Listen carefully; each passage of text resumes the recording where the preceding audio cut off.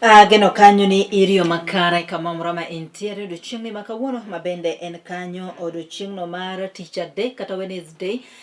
Tarik en kanyo 3 dwe mar auchiel higani mar 2026. Geno kanyo ni nitiere makare en kanyo dakika achiel mosekalo tok saa 5 mar odiochieng'. Ma en chenro mar chuny wach mikelo ni kod an Brenda Agenyo Nyasuba Nyanam kokalo wang' jowi mar Kala TV. Yudo achiel kachiel bende kokalo mbui marwa mopogore opogore kamoting'o mano mar Facebook Kala TV Live, mano mar Twitter @Kala TV, mano mar YouTube Kala TV, kachiel kod kamano mar TikTok Kala TV. Nyalo luwowa kanyo, nyalo chwalo kanyo ote mari machuok ang' wasomo kanyo e sechego eko mabiro. Akaw thuolo ni makende mar rwake kendo ni machiegni mondo mi watare kodi e chenro ni mar chuny wach machakore sani nyaka ang' rom kanyo saa 6 mar odiochieng'. Ma en chenro mabende wang'iyogo kanyo ni to piny ringo machalo nade, gin weche mage ma samoro nyalo bedo nomako piny Kenya gi e sechegi eki. Mano kotenore koda ka weche mopogore opogore kamoting'o wechego mag somo, wechego eko mag thieth, kachiel koda ka wechego eko mamoko mag siasa mabende dhi nyime e pacho kaeri. Omiyo kama mrama intiere, akaw thuolo ni makende mar rwaki ni machiegni. Nyinga en Brenda Agenyo Nyasuba Nyanam. Odiochieng' ni makawuono wadhi chako kanyo gi wach mabende sani koro to okwako piny Kenya kendo medo nyuolo paro mopogore opogore, to kata mana piny Kenya kende to mako kanyo piny mangima. Mano tuono ero, tuono mar Ebola mabende koro to osebedo ka chendo malich mokalo kendo okwako pinyno mar DRC kata Democratic Republic of Congo, kachiel koda ka piny Uganda mabende noseyude ji 1-2 man kora ka tuono mar Ebola.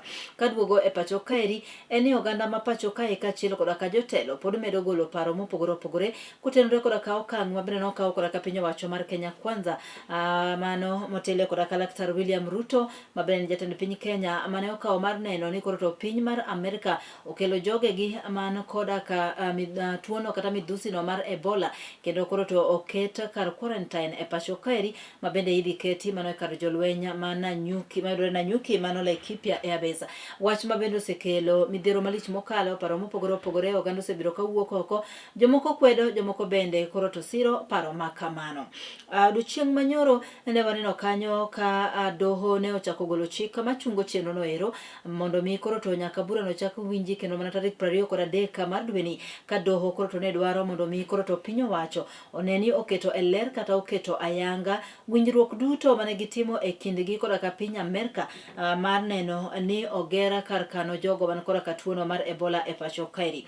Ma timore bang' ka chieng' tich abich mokalo, duol mochung' riwruok mar okinde e pacho kaeri Law Society of Kenya kachiel koda ka riwruoge mamoko makelo ne ratich oganda ne odonjo e nyim dono ero maduong' ma Milimani kane gichungo kanyo chenro makamano mondo mi kik timre. Kata kamano piny Amerika ne omolo e pacho kaeri mano chieng' Sabato, kama bende koro ne gichako chenro gi mar neno ni oger kanyo kar quarantine no mano e pacho kaeri.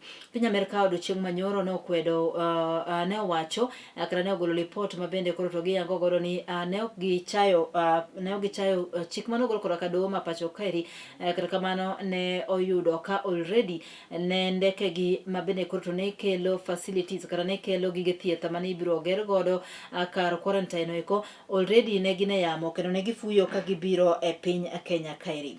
Warito neno kaka wacho ni biro chopo nikech nyaka sani to doho ma pacho kaeri pod ochungo chenro makamano. Kata kamano wacho ni chenro no osebedo ka koro to dhi nyime e pacho kaeri. Doho dwaro mondo mi piny owacho ogol ayanga kata olerne oganda jopiny moko kuom winjruok gin ang'o gini mane giwinjore mondo mine gichopi e okang' makamano.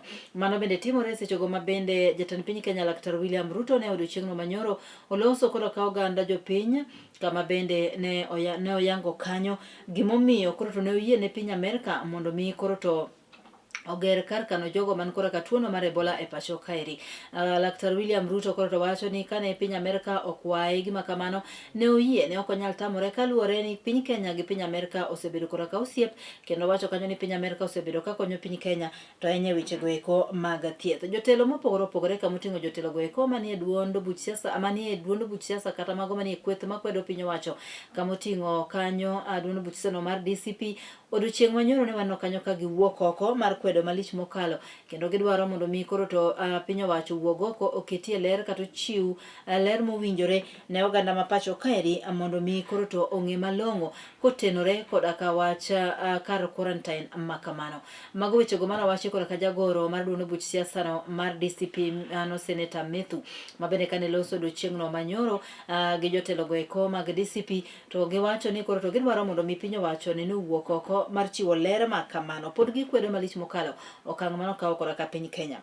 Bende odiochieng' manyoro ten migao mar thieth e pacho kaeri kokalo kuom jagoro e migao no mano Mikai Mary Mudhoni ochiwo moko kuom ler mar chal mar Ebola e pacho kaeri to e pacho kaeri kaachiel koda ka pinjego eko ma oko. Ten migao no eko mathieth koro to yango ni gisetimo ikruok manyalore kuonde maromo 22 e pacho kaeri ma bende koro to ibiro neni ponono ni ng'ata ng'ata e pacho ka oyudi ni kora ka tuo ero mar Ebola to gibiro yudo thieth e yono mowinjore. Mikai Mary Mudhoni wacho kanyo ni piny owacho oseketo tenge ute thieth nitiere kaka giseloso facilities gisetimo ikruok mar neno ni tuo no ok odonjo e pacho ka to ponono ni tuo no donjo e pacho kaeri to jogo duto mibiro yudi koda ka tuo no oyudo thieth e yono mowinjore. E seche nogo ten migao mar thieth koro to golo siem ne counties maromo 25 giyango counties maromo 25 mawach ni inyalo yude tuo no mar Ebola. Counties 25 gieki moko kuom gi gin counties go mabende koro to ni machiegni gi tong' mar piny Kenya koda ka pinjego eko ma oko. Omiyo gol siem ne oganda kata oganda jo Kenya modak e counties 25 gi kaachiel koda ka counties mamoko mondo mi obed motang' mondo mi one ni koro to ritore ok giyudo tuo no mar Ebola. Magi e moko kuom counties go mabende koro to wach ni at a very high risk mar yudo tuo no mar Ebola kata Ebola donjo godo e pacho ka. En kamoting'o county no ma Nairobi, county no ma Mombasa, county no ma Uasin Gishu, county ma Busia, county no ma Kisumu, county no ma Bungoma, county ma Trans Nzoia, county no ma Siaya, county no ma West Pokot, county no ma Turkana, county no ma Homa Bay, county ma Migori. Mago counties ma koro to ni marach kabisa, yani at a very high risk. Gin gi chances man malo mar yudo mar maybe ng'ato bedo koda ka tuo no mar Ebola. Ma irien kaluwore ni counties ma wachogo gin moko kuom counties ma movements ng'eny kata moko kuom gi oboda counties oboda pinje mamoko maya oko, oboda gi pinje ma oko. Kamoting'o pinyno ero mar Uganda ma bende Ebola koro to oseneno e county no ma Busia oboda pinyno ero mar Uganda ma bende Uganda Ebola nosenenoe.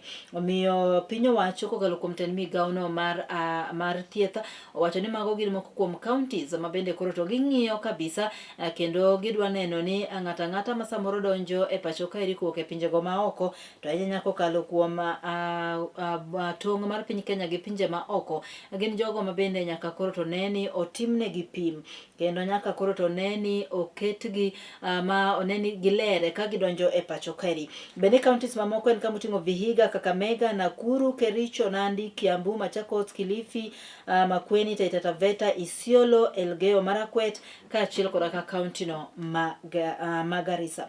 Aneno kanyo ka counties ma Kaluo kamoting'o Kisumu, Homa Bay, Siaya, Migori duto gin moko kuom counties, gin achiel kuom counties go ma bende koro to iwacho ni marach moloyo. Kendo gin jogo magwenyore koda ka jogo mawuok e pinje maoko e yono mayot.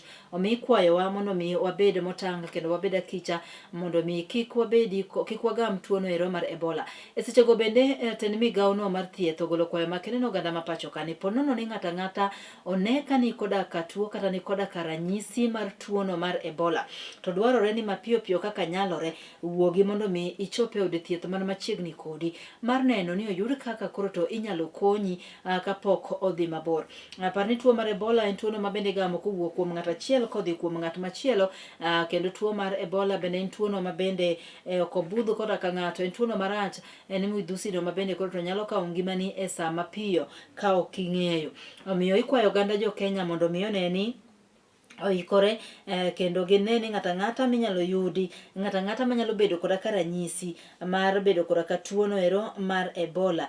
Kik ibed piny wuog oko ichope od thieth mar neno ni koro to iyudo thieth mowinjore.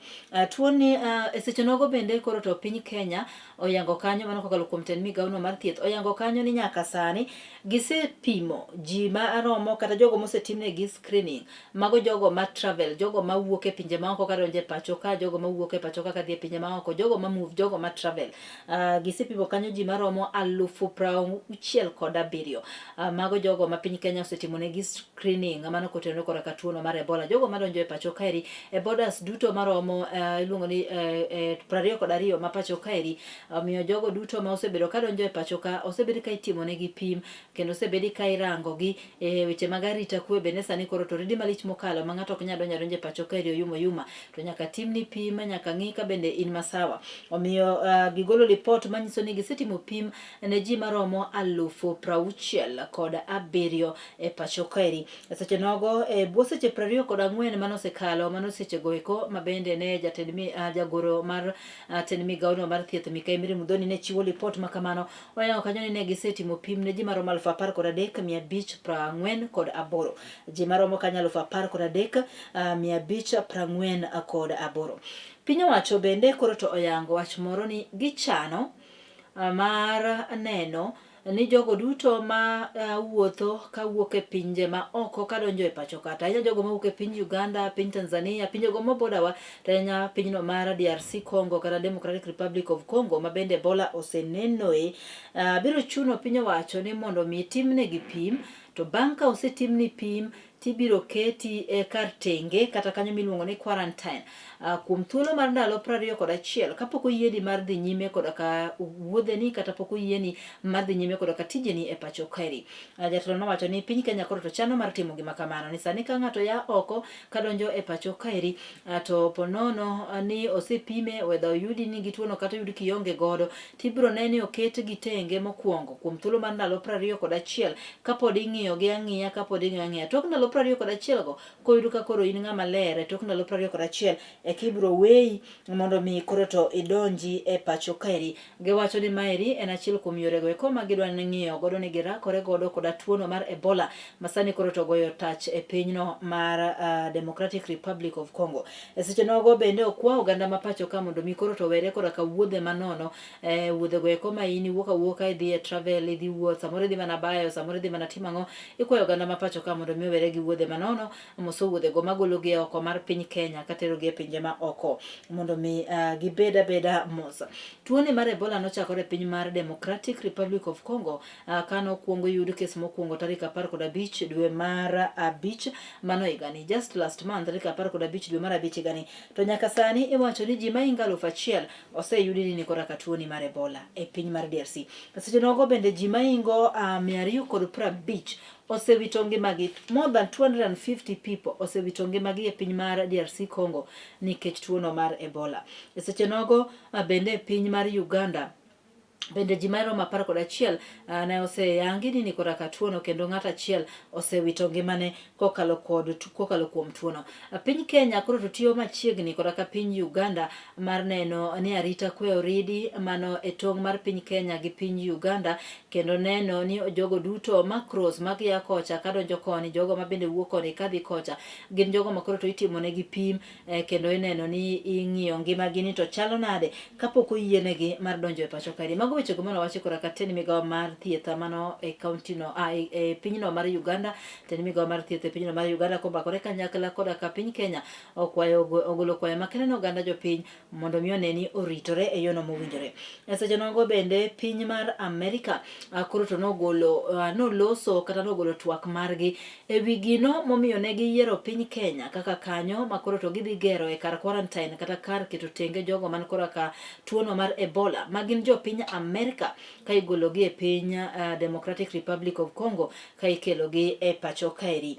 Dr. Mehmet Ozed mabende en the head of Centers for Medicals and Medical Services e piny mar USA mabende koro tema dhi chung'ne kar quarantine molosi mano Laikipia mano mar kaunti no Laikipia kar quarantine no molosi kaunti no Laikipia mar piny Amerika owacho kanyo chieng'no manyoro ne piny Kenya e piny mabende koro to ne ni maber mane ginyalo loso e kar quarantine ne jogegi kama erien kaluwore gi distance kata piny Kenya chiegni maromo nade koda ka piny mar Democratic Republic of Congo kama bende tuono mar Ebola koro to goe tati.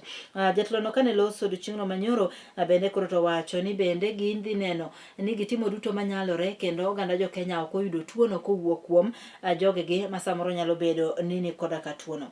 Seche nogo bende jatelo no nolero gima duong' momiyo yande ne gidhi nyime koda ka chenro gi mar ne guro mar ne loso kar quarantine no e sechego ma bende doho ma pacho kaeri to ne ogolo chika mondo mi gima kamano kik timre kendo chungi nyaka kuom winj bura mano make nyim dono.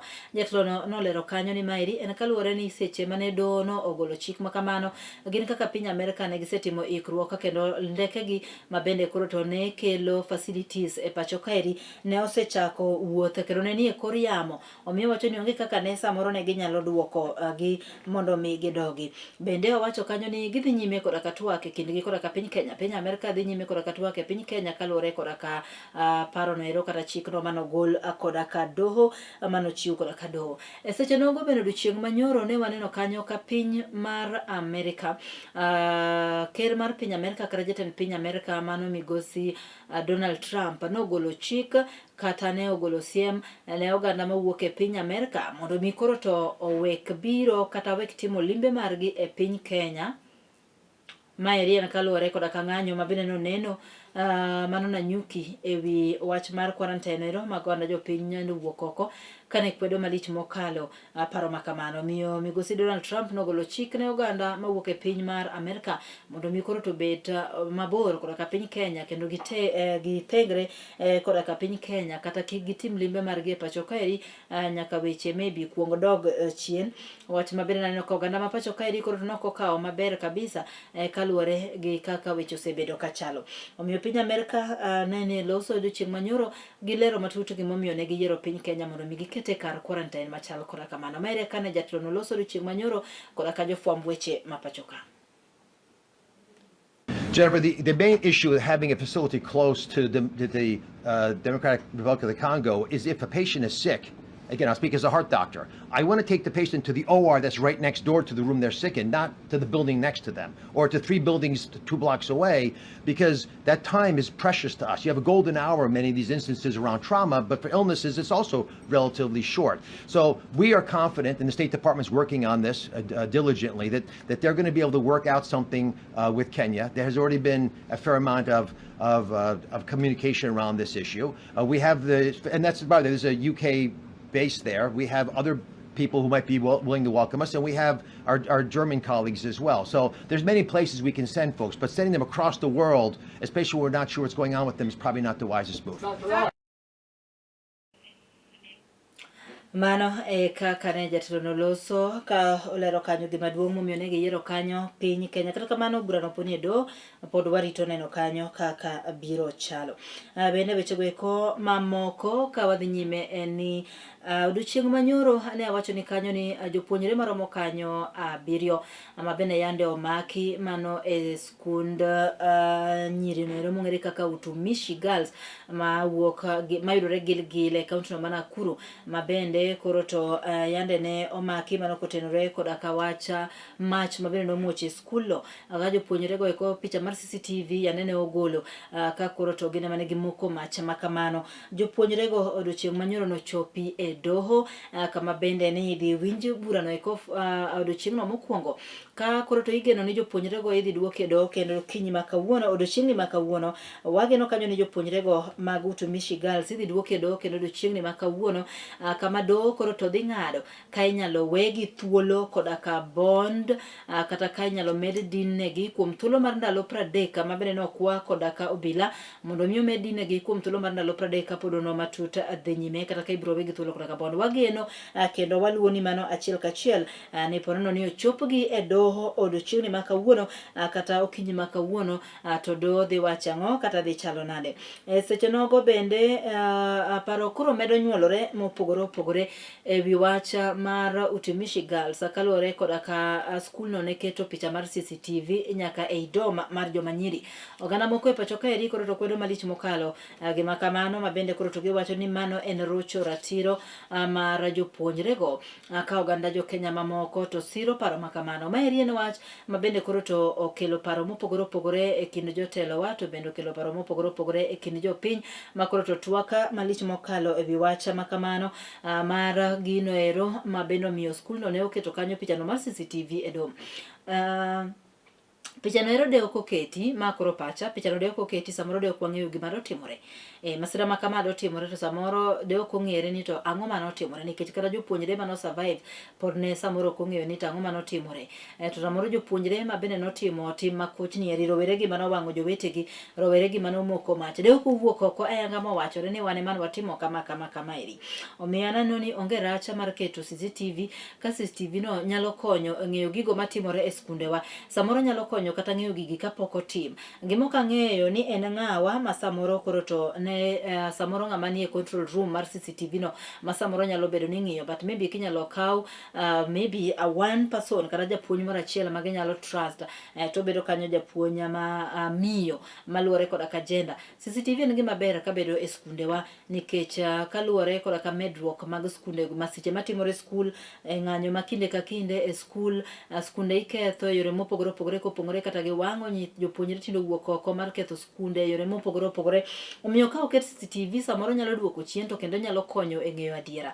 An ga adiera makende ni samoro de CCTV no eko de onge samoro bende jopuonjre go de ok oyudi to samoro nyaka sama wawuoyeni administration mar Utumishi Girls de ni kuma tek malich mokalo kendo samoro japuonj maduong' mar skul no kata jopuonj moko de sani samoro ni iye ka gine ma samoro ni donjo ne gin samoro gine ma ging'eyo gimotimore samoro it's their fault and all that.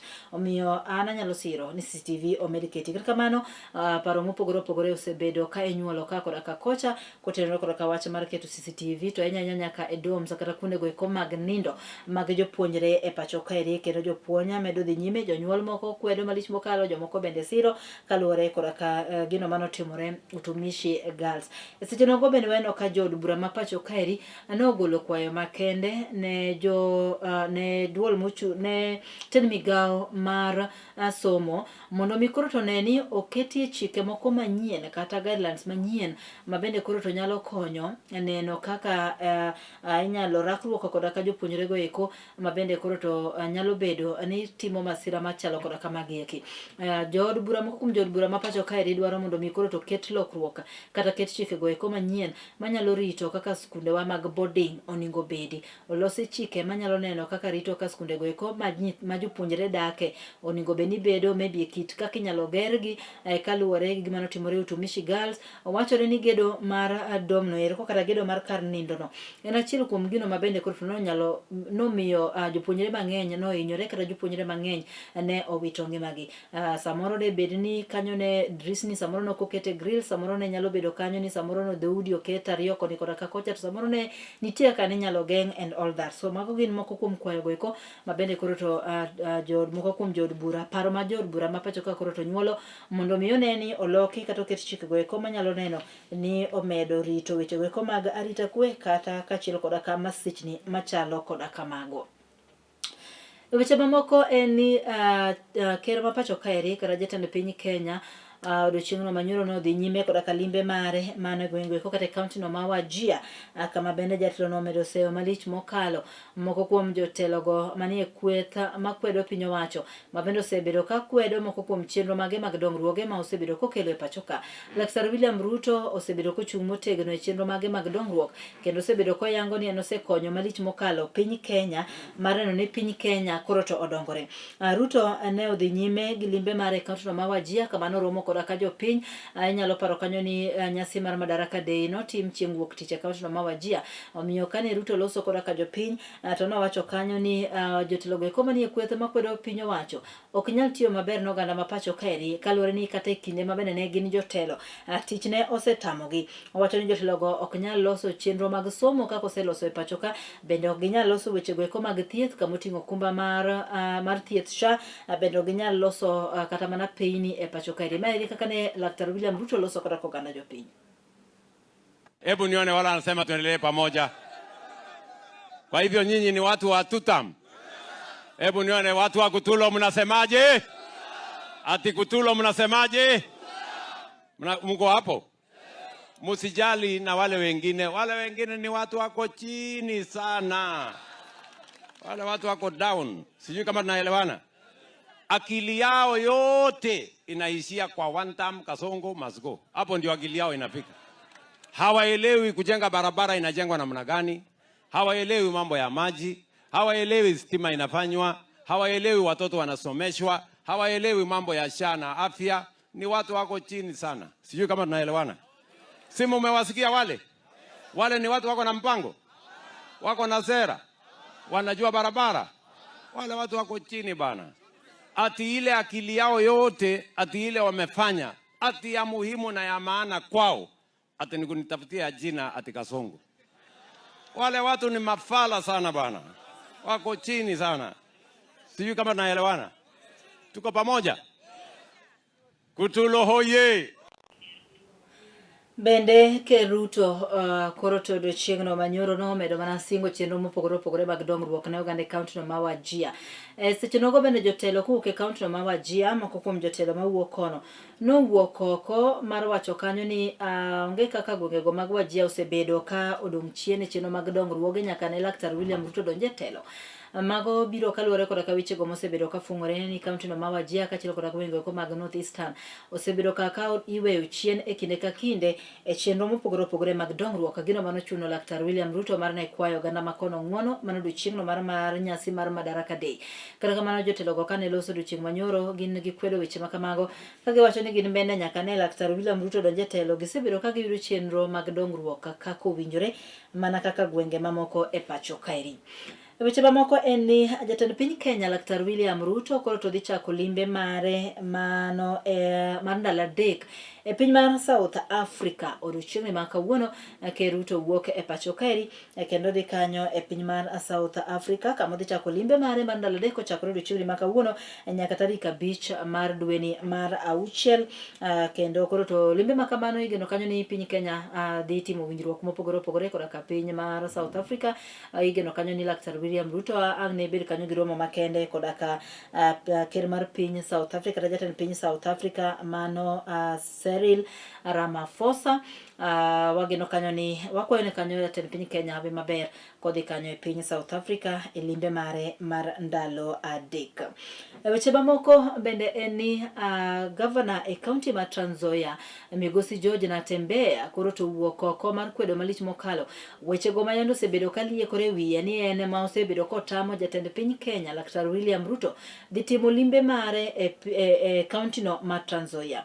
Jatelo no kane loso odiochieng' manyoro wacho kanyo ni Laktar William Ruto en jatend piny Kenya kendo en jatend oganda duto kata obedo ni winjruok makare koro to onge kinde koda ka jatelo no kendo ok osire lwedo ne dwaro mare mar bedo ker e ondamo mar 2 e higa manyien, to mano ok onyiso ni koro to nitiere kaka ok odware mondo mi kik otim limbe mare gwengo mag Trans Nzoia. Magi gin wechego ma osebedo ka dhi nyime ne nitiere kaka koro to Migosi George Natembeya ema osebedo ka kelo tungni kata otamo jatend piny Kenya dhi timo limbe mare gwenge makono kendo dino ne chenro mopogore opogore mag dongruoge mondo mi kik chopi e gwenge goeko mag Trans Nzoia. Gin wechego ma yande nowachi koda ka moko kuom jotelo madongo kuko e gwengo mag Western. Kata kamano jatelo no koro to nowacho ni en ok otamo Dr. William Ruto tero dongruok mage e gwego mag Trans Nzoia, bende ok odino ne mar dhi e limbe gwenge makono ga bende koro to owacho ni noikore mana mar biro gole oko e telo e higa mar 2020 kod biro kawo riwore koda ka jowetene ma bende koro to ok sire lwedo mere kane Migosi George Natembeya ne loso. Mwende mwambie President Ruto kwamba Natembeya hajamkataza kuja Trans Nzoia. na sio lazima afanye maendeleo ndio akuje Trans Nzoia. Anaweza kuja tuambie kwamba ametenga kitu ama namna gani? Sisi hatuwezi kataa. Lakini wameenda reports naenda natembea mipanga watu wata heckle president. How does the whole governor who was an RC heckle the president? Heckle Ruto akusaidii kupiga kura kuondoa Ruto ndio hazma yetu. It's our objective. Sasa for now hata Ruto haikuja kwa makosa kweli. Vile Tormoi huwa anasema wakati ng'ombe imekuja kwa boma yako, ng'ombe ya maziwa imefika kwako jioni, kabla utafute mwenyewe unafanya nini? Unakamua ng'ombe, si ndio? Ruto hakuja tukamue. Hatuwezi mkataza. Watu ya Bungoma hadi wanasema usiende Trans Nzoia utafanywa nini? Sisi ni watu wa one term, si ndio? Watu ya one term. Sisi watu ya one term. Lakini rais wa Kenya ama namna gani? Ama situko na mwingine? Ni yule mmoja tu mpaka uchaguzi next year tuweke mwingine.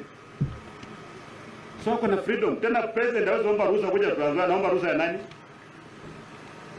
Na mimi akikuja pia sio lazima niende kwa mkutano yake. Ama ni lazima?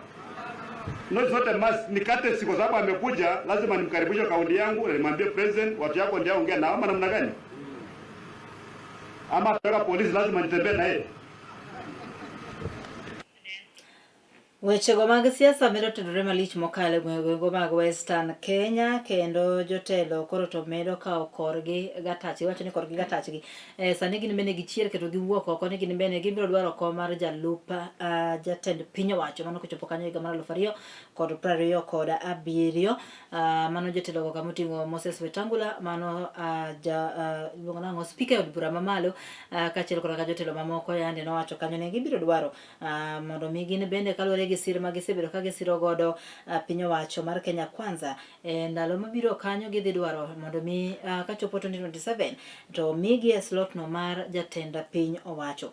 Bende sani wachore ni moko kuom jotelo madongo dongo gwenge ko mag Western Kenya koro to nitiere kaka koro to chalo kagima chako siro mano migosi Edwin Sifuna mabende en senator e county no ma Nairobi. Wachore ni senator ma Nairobi county migosi Edwin Sifuna koro to medo yudo mbi malich mokalo to enye gwego mag Western Kenya omedo yudo mbi kendo en jatelo ma bende koro to moko kuom jotelo mawuok kono nitiere ka koro to chako luwo bang'e e gwenge ko ma kubuke gwenge mag Western Kenya gwenge ko mag Western Kenya wang'eyo kanyo ni jotelo madongo kuwuok kono gin jotelo go moseneno ka siro piny owacho mar Kenya Kwanza kata osebedo ka siro Dr. William Ruto kamoting'o migosi Mudavadi Madividi mano jotend migepe Musalia Mudavadi waseno kano migosi Moses Wetangula speaker od bura mamalo Kenneth Lusaka governor ma Bungoma County kachiel kod jotelo mamoko migosi Paranya mabende ne kan jatend migao ne romo chung'ne saga matindo tindo. So mago gin moko kuom weche go mabende waluwo ni kanyo kaka weche medo dhi lokruok medo bedo tanyanya e siasa ma higa mar 2027 ma piny Kenya dhi timo e yiero ne. No ka dakika osedhi kanyo dakika 30 mano toka saa 5 mar okinyi adhi mane yweyo matin kaduogo wadhi nyime kod ka chenro ni eki mar chuny wach.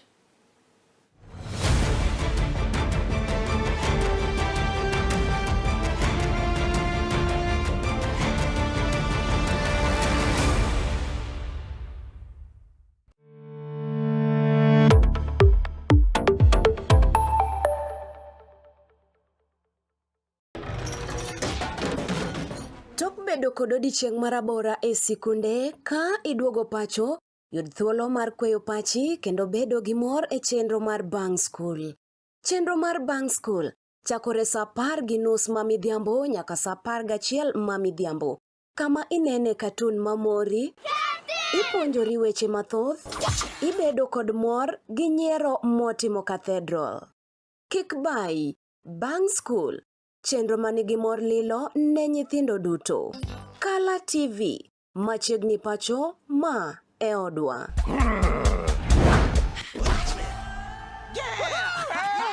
I've fallen and I can't get up.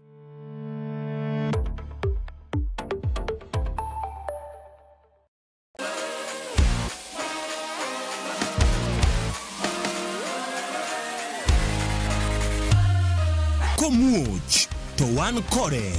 Duoko mag tuke mopogore opogore, jotugo motimogi, kuonde magitimogie, to gin tuke magi mabiro. Mano emomiyo wan ka e chenro mar chal pewe. Tudri kodwa wuok tich nyaka tich abich, saa 11 mar midhiambo nyaka saa 12 mar midhiambo. Kama wanyisi motimore e pewe duto mana e Kala TV.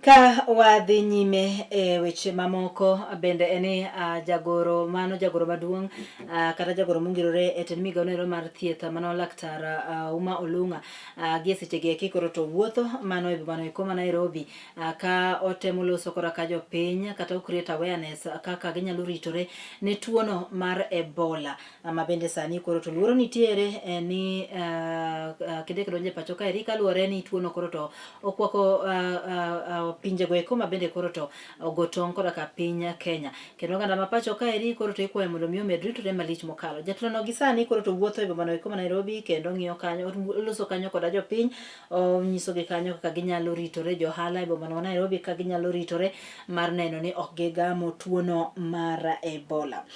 Jo od bura ma pacho ka eri moko kuom jo od bura koro to dwaro mondo mi olor skunde go eko mag boarding. Olor skunde go mag boarding e pacho ka eri. Ok ang'e ni pachi chalo nade wachno mondo nyathi ka nyathi biro chuni ni some e skul mano machiegni kodi kae tiwuok idhi pacho. Weche mamoko en ni skund jawuowi ma Ambira Boys e ndalo ma jumbe 2 mokalo, I think niko kan wrong, jumbe 2 mokalo Ambira Boys ne obago ng'anyo e skulno kendo ng'anyo no ne rach nikech nyithi Ambira Boys no ketho gik mathoth e skul. Ne giketho mwandu mag skul, ne giketho laboratories, computer lab, offices, ne giketho libraries, classes, ne giketho gik moko mwandu mathoth mag skul no. Kaeto skul no lor apoya nono kendo jopuonjre nodok pacho. Mak mana ni kane jonyuol odhi e skul no, to skul no koro to golo chik ni gidwaro janyuol ka janyuol mondo mi ochul kanyo fine mar 33,000 ewi nyathi ka nyathi. Nyiso ni ka in gi nyithindo moko 3 Ambira Boys to koro ka in janyuol man gi nyithindo 3 ileo ewi nyathi ka nyathi kopogore gi school fee idwaro jonyuol mondo mi ochul kanyo fine mar 33,000 mano ewi nyathi ka nyathi ma somo e skund jawuowi ma Ambira Boys. Jonyuol odagi, jonyuol koro to wuok oko kendo kwedo gima kamano. Mano ne grade 10 students ma bende wacho ni noketho mwandu mag skul no. Grade 10 students parents koro to odagi ni omenda no ng'eny ne gi malich mokalo. They are protesting ni ogibi chulo 33,000. 33,000 en for each and every student ma bende koro ni grade 10 mano tok ng'anyo mano timore e skul. Mago gin moko kuom weche go eko matimore, akelo ni gi mana kaka gitimore e pacho kaeri achiel kachiel kaka waluwo nigi. Kapor wadhi e weche mamoko en ni jatend kweth mathoth e od bura mamalo Migosi Kimani Ichung'wah koro to wuok oko kendo kwedo wechego mabende e yande ne owachi gi moko kuom jotelo e pacho kaeri kamoting'o nyaka jafwambo mar od fwambo moro e pacho ka mane okwedo piny owacho kata parliament kuom ne dhi nyime gi chenro mar alam luongo ni National Breakfast Prayer Day manotim e pacho kaeri odiochieng'no mabende ne mach omuoch e skund nyiri ma Utumishi. E okinyno ma chenro mar mach nomuoche Utumishi Girls kendo chenro mar ne dhi nyime Utumishi Girls bang' masira makamano. Piny Kenya noyudo ka ne osechano bago kata ne odiochieng'no eko mabende nitimo e alama makende pacho kaeri ne piny Kenya kendo alama kamano nodhi nyime ka jotelo mopogore opogore no yuoro e kamoting'o Laktar William Ruto man jatend piny Kenya. Mano wach mabende koro to jotelo moko nogole ng'ur e pacho kaeri niere kaka piny Kenya ne nyalo bedo ni koda wachiew ne buo kata ne wan gi masira kama jopuonjre maromo 16 nowito e ngimane to e sechego eko to chenro mar alam no to ne dhi adhiya nyime kendo ne wacho mana wechego eko mag nyayo kwe wechego eko mag timo kama e pacho kaeri. Achiel kuom jofwambo e ute fwambo moro e pacho kaeri mokabiluongo nyinge bende nitiere kaka ne oloso migosi Kimani Ichung'wah koro to wuok oko kendo kwedo malich mokalo wach makamano. Kimani Ichung'wah koro to wacho ni onge kaka ne ginyalo chungo chenro makamano ka bende koro to wacho ni lamo bende en achiel mana kuom gigo ma bende koro to nyalo konyo piny Kenya kendo chayo jotelo go mawacho ni ne gikawo opportunity mar loso marach e wi piny owacho kaachiel koda ka jatend piny Kenya Laktar William Ruto e sechego eko mag masira machal koda kamano masira manoweyo jopuonjre 16 duto kowito ngimagi kama moko 79 noeni koda ka hinyruok maere kane jatelo noloso. It is not enough, Honorable Speaker, today to just point fingers at each other. No, I heard somebody say that Parliament was praying when there was a fire in the school, Honorable Speaker. I know it's also reckless of anybody, whether you're in the media or you are a leader in whatever sphere, to claim that Parliament was praying at a time our children were burning in school, Honorable Speaker. The National Prayer Breakfast is something that rests in our calendar in Parliament. It is known, it is a set date. And we set that date last year. Nobody had planned for this fire, Honorable Speaker. Therefore, that person who was saying that I don't to dignify them with naming them, because they don't need to be dignified from this floor, may I say shame on you that you can take advantage of such an unfortunate incident to just throw barbs at this house. Even prayers, Honorable Speaker, I want to say, prayers work. And we must pray for our children. We must pray for our children in schools, in our homes, and as much as we pray for our nation, Honorable Speaker. Let me say again, this is a time that we are being called to converse individually in our homes with our children, collectively in schools, even on the platforms, political platforms and other platforms that we get, in our churches, because, Honorable Speaker, again, many of our church leaders have become more politicians than politicians. And that's why I continue to honor the Muslim faith, because I never hear anybody in a mosque speaking politics.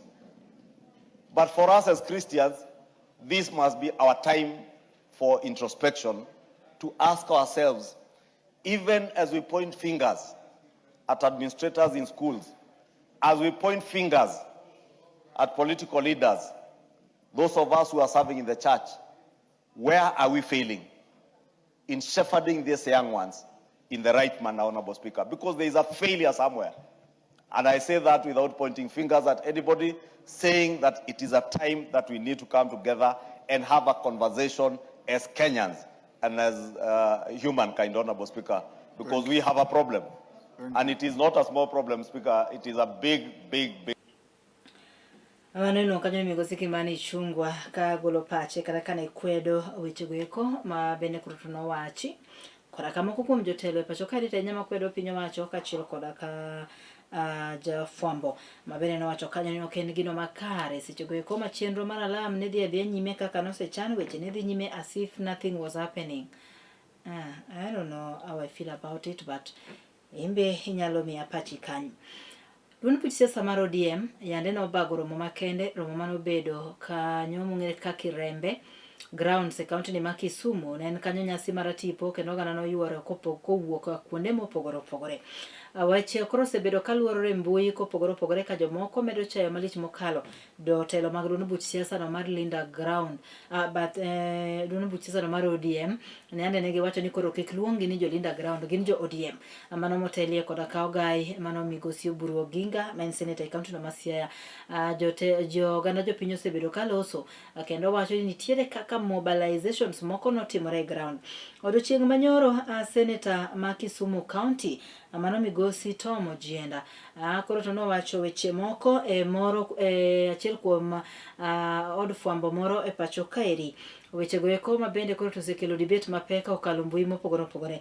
Jatelo nowacho kanyo ni MCAs nitiere kaka ni imiyo omenda maromo 100,000 ng'ato ka ng'ato.